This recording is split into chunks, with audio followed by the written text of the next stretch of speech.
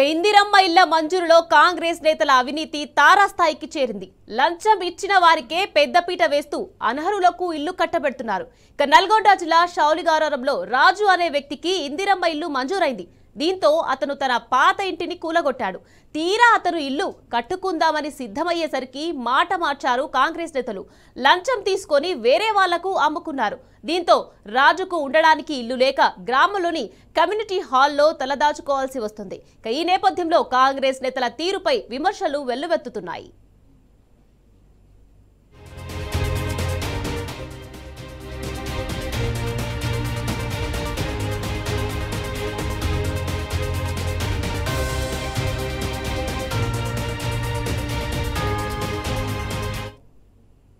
Right, ఇదే అంశంపై మరింత సమాచారాన్ని మా ప్రతినిధి రాము అందించేందుకు సిద్ధంగా ఉన్నారు. రాము, చెప్పండి, ఇందిరమ్మ ఇళ్ల మంజూరులో కాంగ్రెస్ నేతల అవినీతిపై మీ దగ్గరున్న అప్డేట్స్ ఏంటి? నిఖత్, సూర్యాపేట జిల్లా తుంగతుర్తి నియోజకవర్గంలో ఏ గ్రామంలో చూసినా కూడా ఇదే రకమైనటువంటి పరిస్థితి మనకు కనిపిస్తా ఉంది. ప్రతి గ్రామంలో కూడా కాంగ్రెస్ పార్టీ నాయకులతోనే ఇందిరమ్మ కమిటీలు ఏర్పాటు చేశారు. ఆ నాయకులు చెప్పిన వారికి మాత్రమే ఇందిరమ్మ ఇల్లులు కేటాయిస్తూ అధికారులు కూడా కాంగ్రెస్ పార్టీ నాయకులు అడుగులో మడుగులొత్తుతూ విమర్శలు పాలవుతున్నటువంటి పరిస్థితి సూర్యాపేట జిల్లాలో, నల్గొండ జిల్లాలో నెలకొంది. తాజాగా నల్గొండ జిల్లా షాలిగొరారం మండల కేంద్రంలో నిరుపేదైనటువంటి బట్టరాజు అనేటువంటి ఒక నిరుపేద వ్యక్తికి ఇందిరమ్మ ఇల్లును మంజూరు చేశారు. మొదటగా అతను ఉన్న ఇల్లును కూడా కూలగొట్టుకోవడం జరిగింది. తీరా ఇల్లు బాగు చేసుకుందామని, ఇల్లు ప్రారంభించుకుందామని, ముగ్గు పోసుకుందామని వారితో రెడీ అవుతున్న క్రమంలోనే ఇందిరమ్మ ఇల్లు తనకు రాలేదంటూ బాంబు ఇచ్చారు కాంగ్రెస్ పార్టీ నాయకులు. ఎందుకు మొదటి లిస్ట్ లో పేరు వచ్చింది, తర్వాత ఎందుకు లిస్ట్ లో పేరు తీసేశారంటూ కూడా రాజు పలుమార్లు అధికారులని, కాంగ్రెస్ పార్టీ నాయకుల్ని వేడుకున్నప్పుడు కూడా అతని పైన కరుణించలేదు. ఇక్కడ ఇంకా ఇల్లు మంజూరు కాలేదంటూ ఇక్కడ ఉన్నటువంటి లిస్టును కూడా మార్చారంటూ కూడా వాళ్ళు చెప్పడంతో ఒక్కసారిగా నిరుత్సాహం గురై బట్టరాజు కుటుంబంతో సహా పిల్ల పాపలతో కట్టుబట్టలతో బజారున పడ్డాడు. గ్రామం ఉన్నటువంటి గిరిజన కమ్యూనిటీ హాల్లో తలదాచుకున్న పరిస్థితి కూడా అక్కడ నెలకొంది. అయితే గ్రామంలో ఎవరైతే 50,000 రూపాయలు లంచం ఇచ్చారో వారికి మాత్రం ఇందిరమ్మ ఇల్లు మంజూరు చేశారు. తన దగ్గర డబ్బులు లేకపోవడంతో తన డబ్బులు అడిగారు. డబ్బులు ఇవ్వకపోవడంతోనే తనకి ఇందిరమ్మ ఇల్లు రద్దు చేశారంటూ కూడా రాజు వాపోతూ అన్నాడు. తనకు న్యాయం చేయాలి, మంత్రులు కల్పించుకోవాలి, కలెక్టర్ కూడా కల్పించుకొని పారదర్శకంగా సర్వే నిర్వహించి తన లాంటి పేదలకు మాత్రమే ఇందిరమ్మ ఇల్లు ఇవ్వాలంటూ కూడా రాజు డిమాండ్ చేస్తుంటాడు పరిస్థితి కూడా మనం నెలకొంది. గ్రామాన ఇందిరమ్మ కమిటీలు అరాచకాలు చేస్తా ఉన్నారు. అవినీతి జరుగుతా ఉంది. పెద్ద ఎత్తున డబ్బులు చేతులు మారుతా ఉన్నాయి.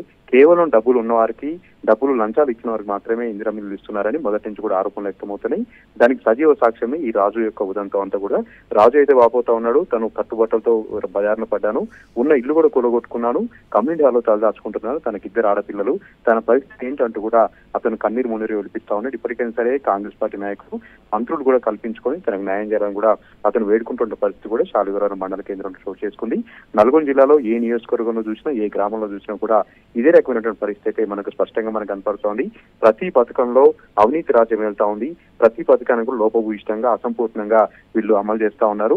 ప్రతి పథకానికి అమలు కావాలంటే, అర్హులు కావాలంటే ఖచ్చితంగా లంచం ఇచ్చుకోవాల్సినటువంటి దుస్థితి నల్గొండ జిల్లాలో నెలకొందంటూ కూడా సర్వత్రా కూడా విమర్శలు వ్యక్తమవుతున్నాయి. రాము, చెప్పండి, ఇప్పుడు నాకు ఇలా ఇల్లు రాలేదు అని అధికారులను వెళ్ళి అడిగితే అధికారులు ఏమైనా సమాధానం చెప్పారా? మొదటి లిస్ట్ లో పేరు వచ్చింది. అతను చాలా సంబరపడ్డాడు. కుటుంబం అంతా కూడా కలిసి పూజలు చేసుకుని బునాలు కూడా తీసుకున్నారు, శంకుస్థాపన పూజలు కూడా చేసుకున్నారు. తీరా ఆ నిధులు జమ అయ్యే సమయంలో, అదేవిధంగా ఫోటో కార్డు సంబంధించి అతను యాప్ లో నమోదు చేయాల్సినటువంటి సమయానికి వచ్చేసరికి ఇతని ఇంటి వైపు రాలేదు, ఇతన్ని నమోదు చేయలేదు, ఇతని ఫోటో కూడా తీసుకోలేదు. ఇదేంటని గ్రామ కార్యదర్శిని, ఎంపీడీఓని, ఎంఆర్ఓని అడిగితే వాళ్ళ నుంచి సమాధానం లేదు.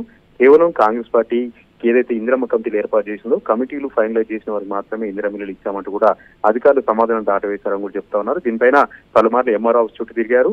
స్థానికంగా ఎమ్మెల్యేని కలిసినప్పుడు కూడా ఎలాంటి సమాధానం లేదు, ఎలాంటి ఫలితం కూడా రాలేదని కూడా బట్టరాజు చెప్తా ఉన్నారు. అంటే కేవలం కాంగ్రెస్ పార్టీ నాయకుల కనుసన్నల్లో మాత్రమే ఇందిరమ్మ ఇల్లుల కేటాయింపు జరుగుతోంది.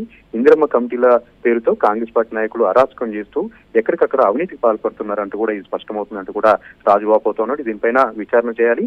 ముందుగా లిస్ట్ లో ఏ విధంగా పేరు వచ్చింది, తర్వాత లిస్ట్ లో పేరు ఏ విధంగా మాయమైందని కూడా రాజు వాపోతా ఉన్నాడు. ఈ ఘటన పట్ల స్థానికులు కూడా ఆగ్రహం వ్యక్తం చేస్తా ఉన్నారు. ఈ విధంగా ప్రతి గ్రామంలో పేదలను విస్మరిస్తా ఉన్నారు. అర్హులకు ఇందిరమ్మ ఇల్లు ఇవ్వట్లేదంటే ఆరోపణలు కూడా వ్యక్తమవుతున్నాయి. Okay, right, thank you Ramu.